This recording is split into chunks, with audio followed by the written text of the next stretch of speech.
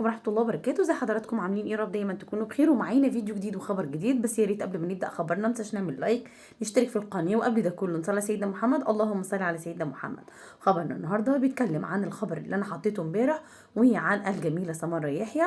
وهي طبعا كان زي ما قلت لحضراتكم ان احدى الصفحات الجزائرية الشهيرة حطت البوست اللي انا حطيته، وانه في يعني واحدة جزائرية، امرأة جزائرية كانت متزوجة بلاعب كرة قدم، بتعيش قصة حب مع واحد جزائري عايش في قطر.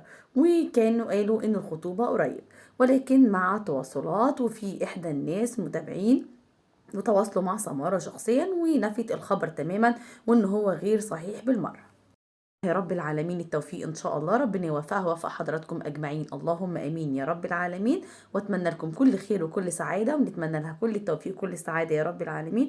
واشوفكم على خير في فيديو جديد وخبر جديد، والسلام عليكم ورحمه الله. ومتنسوش تعملوا لايك وشير على قد ما تقدروا لاي فيديو في القناه، وكمان تشتركوا وتفعلوا زر الجرس عشان بيكم ان شاء الله القناه تكبر. السلام عليكم.